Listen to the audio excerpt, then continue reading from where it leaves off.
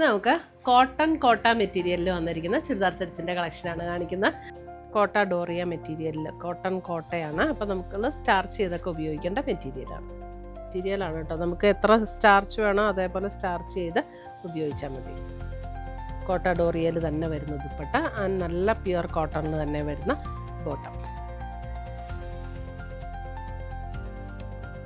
And bottom. നല്ലൊരു beautiful purple shade bottom.